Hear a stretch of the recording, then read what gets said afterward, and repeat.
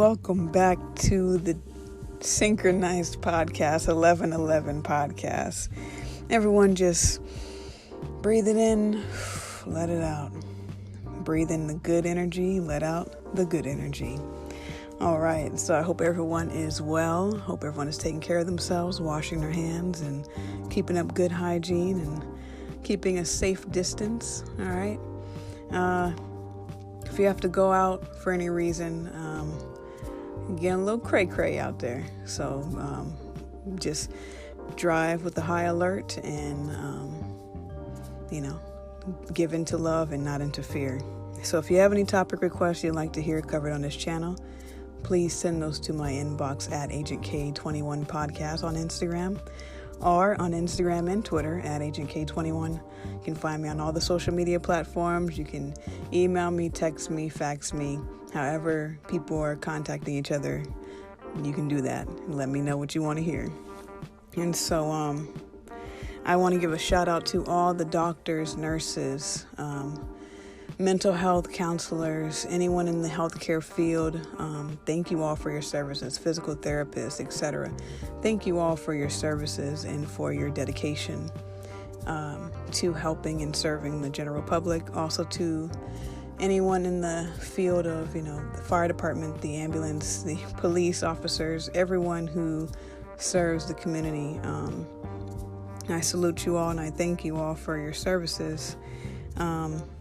Just a reminder, I do provide counseling, especially in times like this. Uncertainty and crisis mode times is when we need to come together of unity and to focus on divine love and connection. And so if you are interested in virtual counseling, either virtual, Skype, FaceTime, anything like that, or telephone, phone conferences, I do provide those at no cost. Donations are accepted, but the services are provided. The link to that is found in my bio. If you'd like to make an appointment, you can click that link in my bio. It'll take you to the home page. You go to the home page, you click on services, and then you can set up an appointment. And again, the prices on there don't really matter, just like on Whose Line Is It Anyway, the points don't count. So the prices are suggested, but they are not enforced. So check that out. Get that. If these podcasts are helping you, I appreciate all my listeners. Please share them. Share them with your friends. Share them with your family. Share them with your enemies. Share them with a stranger. If it's helping to listen to these podcasts, I appreciate you listening, and I encourage you to share them as well. So, we are in a place of social distancing. So we're going to talk about the difference between isolation and solitude. And it is not lost on me for the children who are not in school right now, who depend on school for the free lunches or for the social interaction or to get out of a unhealthy home life situation. My heart goes out to all of those who are being directly impacted and indirectly impacted by the current epidemic going on. And so for those kids who are now having to spend a lot of time at home, and home may not be a safe place for you, keep your head up. Know that, this too will pass, and just do your best. Continue to breathe. Continue to stay present. And my heart really goes out because home may not be a safe place, especially around adults who have trouble understanding their emotions and engage in toxic behaviors. This could, be taken out on the wrong people.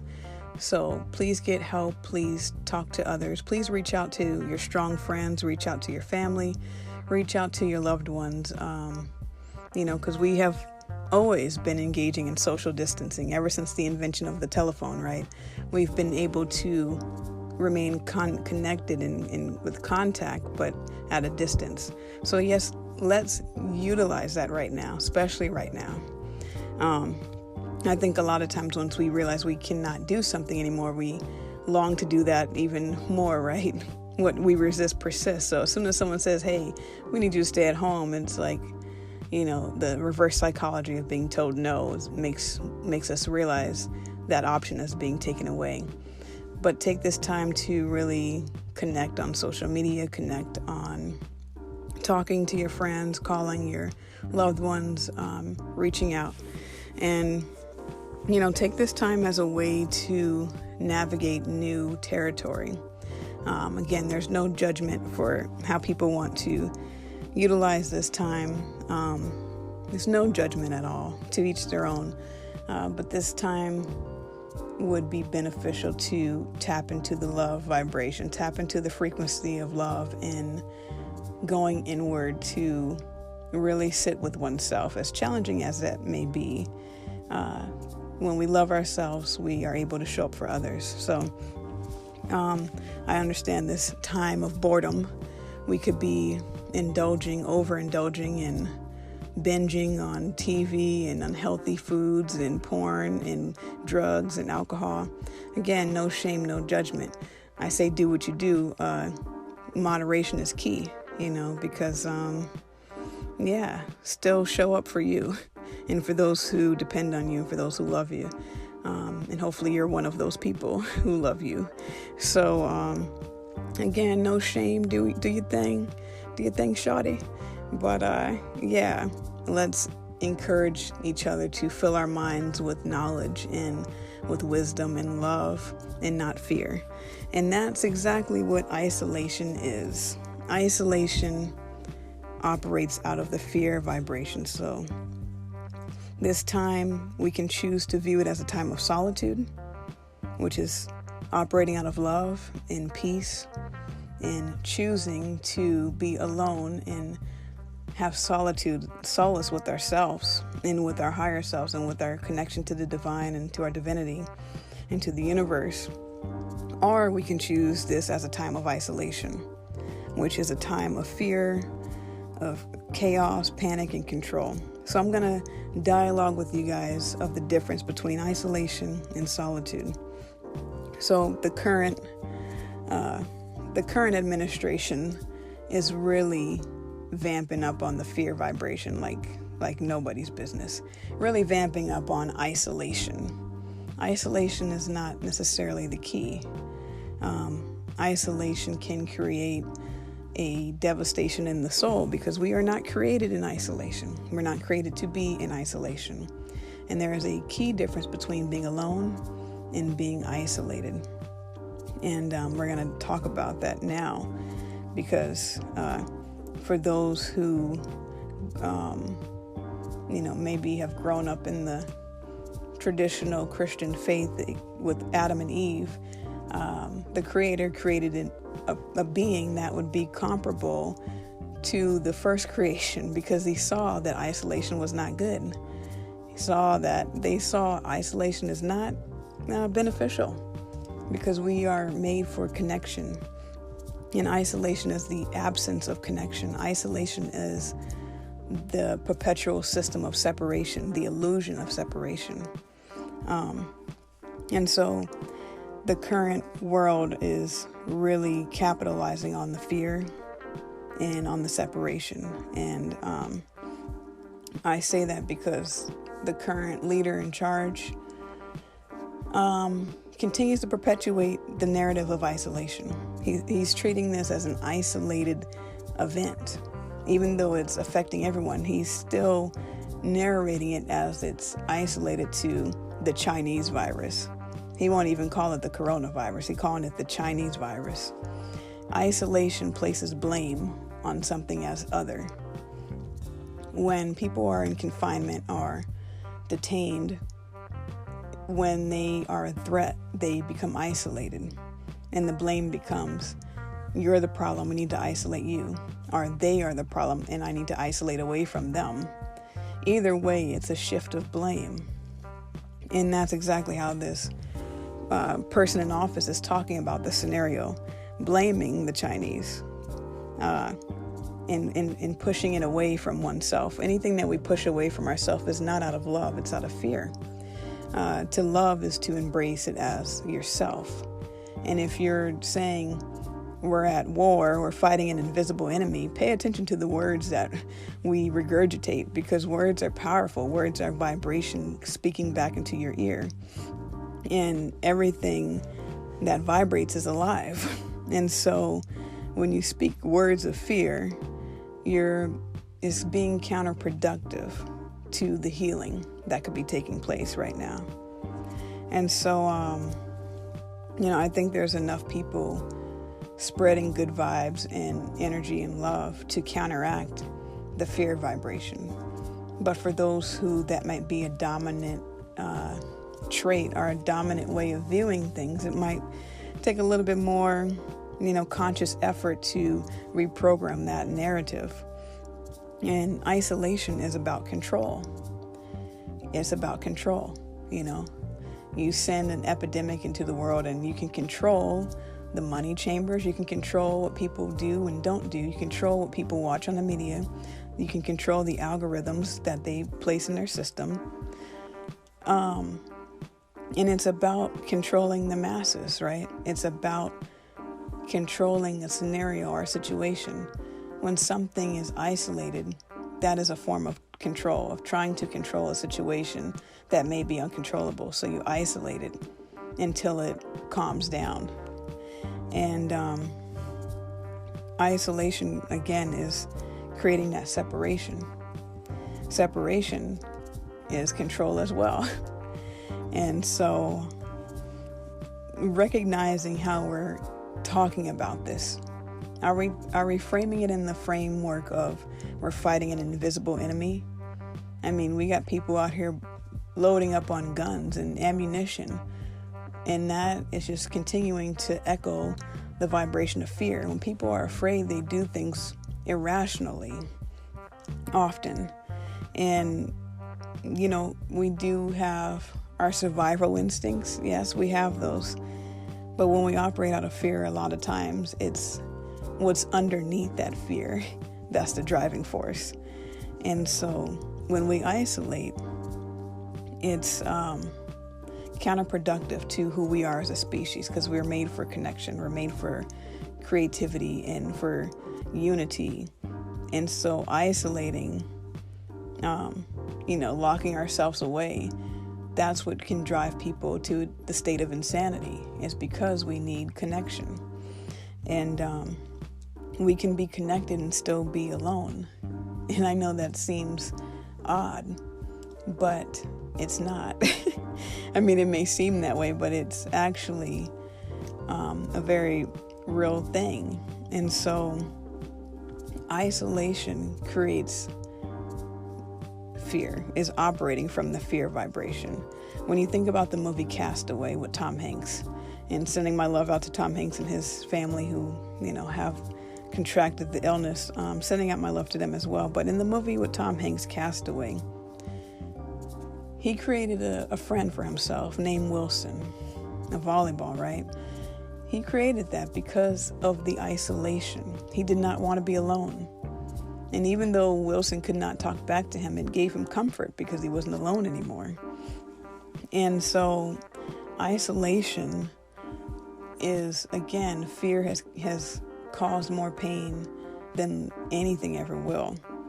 And so we have to be very careful of how we talk about this scenario. Now, on the contrary to that, we can choose to look at this through the lens of solitude. Solitude is choosing to be alone because you're comfortable being alone. You are at peace with being alone. You have serenity in your heart. You're relaxing. When we find solitude, we're actually able to create our own reality. When we find solitude, we're actually able to manifest more appropriately because we're coming from a place of genuine love for ourselves and our situation. We're not trying to change the outer lens. We're not trying to have an external change because we have an internal peace residing within us. So solitude is a form of control in the sense of it being a positive control. You're controlling your inward state. You're controlling what affects you and what doesn't affect you. You're able to look through things through a lens of positivity, not through denial, not through fear, but through love, by seeing things at their highest form and their highest potential. And so the way to get through this is not to necessarily see it as a foreign enemy, but to see this potentially as a rebuilding, a rebuilding of society, a new structure, seeing this as a collapse that is going to make space for the new, seeing this as a way for Earth to heal itself, for the sky to not be polluted, for animals to be able to groom and live and thrive without the interference of humans and construction and destruction, right? Solitude is being able to be at peace with yourself. Now, to reach solitude, it has to come inward. It goes back to the introverted power that we have, right? It goes back to the state of wholeness that we're always in. Solitude comes from that solo dolo journey, right? And so how do you find solitude? If you really want to find solitude, find those things that you enjoy. Focus on love. Focus on enjoyment. And that can be, of course, as anything could be, that could be twisted. If you enjoy being sadistic, then yeah, maybe that's not great, right? But if you're trying to find solitude, it comes through enlightenment. And enlightenment comes through humbling yourselves to find it. And so as you practice solitude, you're able to release the false evidence of control that we think we have. And we're able to find stillness in the things that are uncertain. Now, easier said than done, granted, but not impossible. How we can find solitude, and again, each person has their own path and journey and way of finding and creating this solitude.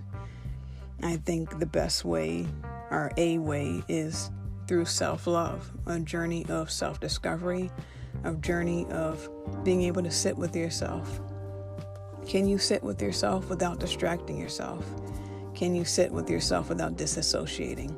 Can you sit with yourself without daydreaming or fantasizing or trying to get away from something, running from yourself?